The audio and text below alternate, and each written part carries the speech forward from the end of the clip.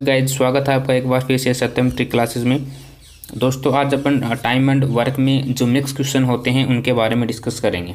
Okay, mix question का मतलब उसमें हर एक टाइप से क्वेश्चन जो है वो अवेलेबल होंगे। तो देखते हैं आज कितने सवाल कर पाते हैं इस क्लास में। तो देखिए, सबसे पहले जो सवाल आपको दिया गया है वो ये है कि ए व बी मिलकर किसी कार्य को 7.5 दिन में पूरा कर सकते हैं, जबकि बी अकेला इस कार्य को 12.5 दिनों में कर सकता है। यदि 2.5 दिन कार्य करने के पश्चात बी कार्य छोड़ देता है तो ज्ञात कीजिए कि शेष कार्य ए अकेला कितने दिनों में उनको समाप्त जो है वो करेगा, पूरा कितने दिन में करेगा। ठीक है, तो यहाँ पे हमें गिवन है ए और बी जो काम को करते हैं वो करते हैं 7.5 दिन में। उसके अलावा कहा गया है कि बी जो है वो अकेला करता है इस काम को 12.5 दिन में। ठीक है, तो यहाँ पर इसका जो एलसीएम है वो देखिए दशमलव आ गया। तो मैंने आपको दशमलव वाले जो क्वेश्चंस होते हैं उनको एलसीएम लेना जो है वो बताया था। और अगर आप इसको भिन्न के रूप में लिखना चाहते हैं तो आप इसको भिन्न के रूप में भी लिख सकते हैं। तो वहाँ से आपका जो एलसीएम लेना है वो क्या हो जाएगा, और भी आसान जो है वो हो जाएगा। तो देखिए यहाँ पर अगर आप 7.5 दिन के रूप में इसको लेकर के जाते हैं तो इसका जो एलसीएम है वो क्या रहेगा, इसको मैं आपको भिन्न के रूप में बता देता हूँ ताकि आपको एलसीएम लेने में जो है वो दिक्कत ना हो। ठीक है, जैसा क्वेश्चन में गिवन है अपन उसी तरीके से इसको लिख लेते हैं एक बार। जैसे इन्होंने 7.5 दिन है, 7.5 दिन को मैं क्या लिख सकता हूँ, 15/2 दिन लिख सकता हूँ, और बी जो है वो 25/2 कर सकता है।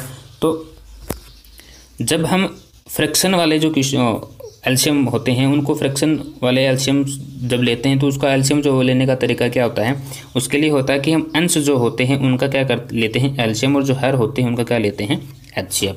तो यहाँ पे आप देख पाएंगे हम यहाँ पे इसका जो एलसीएम वो क्या लेंगे 75/2।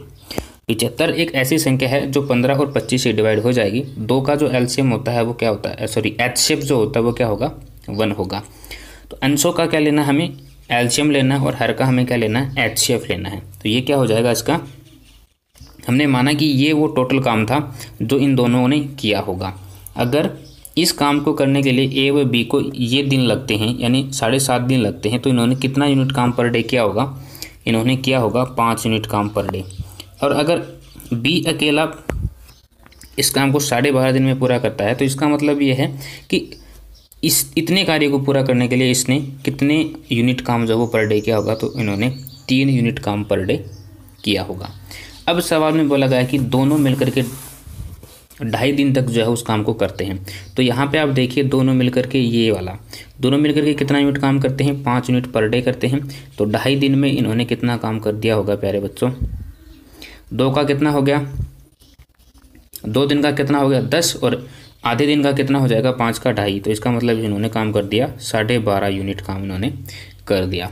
अब आप ये जो 75/2 जो आपने टोटल काम माना है, अगर मैं इसको साधारण भिन्न में बदलता हूँ तो ये अपने पास हो जाएगा 37/5 यूनिट।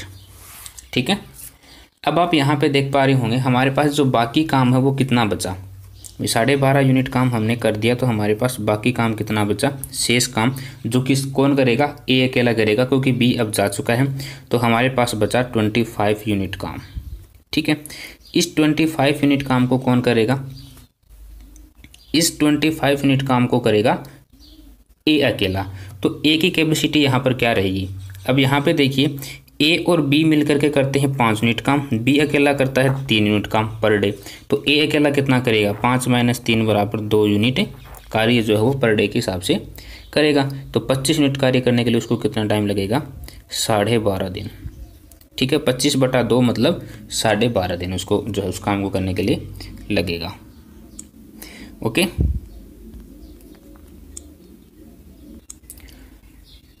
नेक्स्ट सवाल है हमारा, ए व बी मिलकर किसी कार्य को 8 दिन में पूरा करते हैं। ए और बी मिलकर किसी कार्य को 8 दिन में पूरा करते हैं।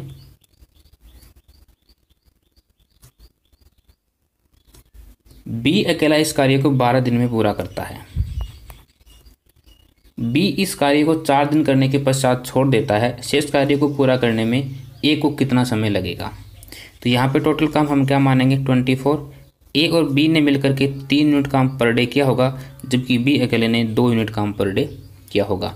अगर बी ने 2 यूनिट काम पर डे किया है, इसका मतलब ए ने 1 यूनिट काम पर डे किया होगा, तभी तो दोनों मिलकर के 8 दिन में उस काम को कंप्लीट कर पाएंगे। सवाल में बोला गया है कि बी जो है उसने सिर्फ 4 दिन काम किया, उसके बाद उसने काम को छोड़ दिया। अब इस सवाल में कहीं पर यह नहीं लिखा है कि दोनों ने मिलकर, है ना, लेकिन हमें यहाँ पर दोनों ने मिलकर है वही उस काम को डिनोट करना पड़ेगा। तो दोनों ने मिलकर यहाँ पे 3 यूनिट काम किया और बी ने सिर्फ 4 दिन काम किया, तो हमारे पास यहाँ पे 12 यूनिट काम जो है वो कंप्लीट हो गया। और बाकी जो काम बचा है वो कितना बचा है, 12 यूनिट काम हमारे पास शेष बचा है। इस 12 यूनिट काम को कौन करेगा, ए करेगा। क्यों? क्योंकि बी जा चुका है। तो ए जो है वो 1 यूनिट काम पर डे करता है, तो 12 यूनिट काम करने के लिए उसको कितना टाइम लगेगा, 12 दिन लगेंगे। ठीक है, तो ये क्या हो जाएगा, आपका आंसर हो जाएगा।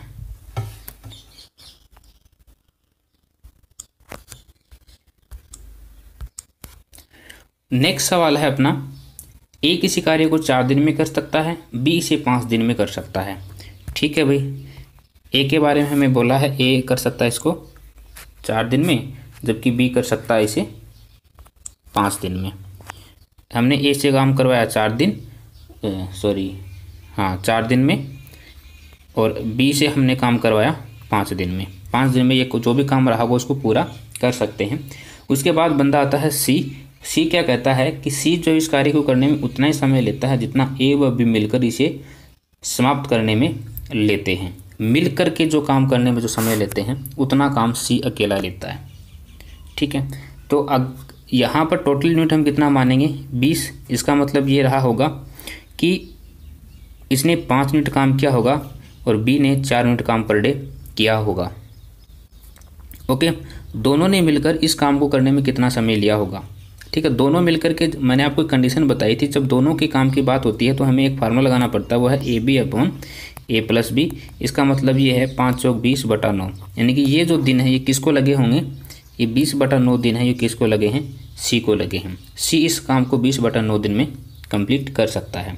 सवाल में बोला गया है कि बी व सी मिलकर इस कार्य को कितने दिनों में समाप्त कर लेंगे। अब यहाँ पे प्यारे बच्चों आप एक चीज़ देख पा रहे होंगे, यहाँ पर हमने जो 20 यूनिट कार्य जो है इसको माना है। इसका मतलब ये है कि सी ने क्या किया होगा, 9 यूनिट कार्य जो है वो पर डे किया होगा, तब इसने 20 यूनिट काम जो है वो कर दिया। ओके, अब देखिए यहाँ पे कहा है कि बी और सी के बारे में आपसे काम करने के बारे में पूछा है। तो बी और सी जो है इस काम को कितने दिनों में समाप्त कर देंगे। टोटल काम था हमारा 20 और बी और सी से हमें काम करवाना है, तो 9 + 4 दैट मीन्स 13, और यही हमारा क्या हो जाएगा आंसर। तो 20/13 दिन में इसको जो है वो बी और सी मिलकर किस काम को क्या कर देंगे, पूरा कर देंगे। ओके, बढ़ते हैं नेक्स्ट सवाल की तरफ। नेक्स्ट सवाल है हमारा, यदि 30 पुरुष व 14 लड़के किसी खेत को 21 दिन में जोत सकते हैं।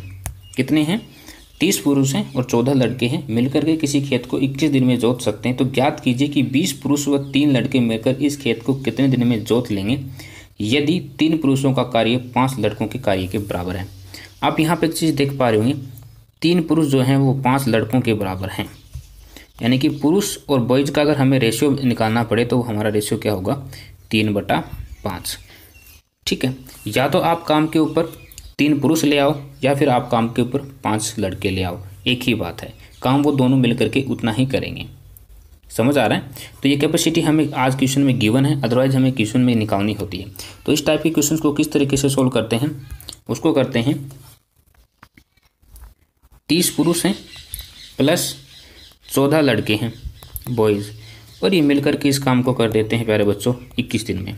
हमसे पूछा है, अब ये क्या हो जाएगा, हमारा कुल काम हो जाएगा भाई, इन्होंने इतना काम किया है मिलकर के तभी तो ये काम हुआ होगा, तो ये कुल काम हो जाएगा। और इस कुल काम को कौन करता है, किससे करवाना है हमें, 20 पुरुष प्लस 4 लड़के जो हैं उनसे मिला करके हमें ये काम जो है करवा देना है, और कितने दिन में करवाना है वो इसमें पूछा गया है। आपको कैपेसिटी यहाँ पर दे रखी है, पुरुष जो हैं वो 5 के बराबर होंगे, प्लस बॉयज जो हैं वो 3 के बराबर होंगे और ये आपके पास 21 इज इक्वल टू पुरुष की संख्या 5, तो यहाँ पर मैं इसको डायरेक्ट लिख रहा हूँ 100 और यहाँ भी हो जाएगा 4 3 12, ये हो जाएगा 112 दिन यहाँ पे टोटल। ठीक है, इसको थोड़ा सोल्व कर लेते हैं। इसको सोल्व करेंगे तो हमारे पास आएगा 150, तो यहाँ से प्लस 42 यहाँ से। ठीक है, इन दोनों का योग है वो मल्टीप्लाई होगा 21 से। अब देखना मैं यहाँ पे इसको सीधा सा लिख रहा हूँ, ये हो जाएगा आपके पास 192। ठीक है, 192 और 21 दिन है और टोटल हमारे पास 112 बराबर डी। ठीक है, जब हम इसको सॉल्व करेंगे तो हमारे पास जो आंसर है वो क्या आएगा, हमारे पास आंसर आएगा 36 दिन। जब आप इसको कट पिट करोगे तो आपके पास सिंपल सा एक मेथड जो आ जाएगा और 36 दिन जो है वो आपका आंसर हो जाएगा। ठीक है, तो ये आपका क्या हो जाएगा प्यारे बच्चों आंसर। तो आज की क्लास में इतना ही। नेक्स्ट क्लास में हम टाइम एंड वर्क से रिलेटेड और क्वेश्चन जो है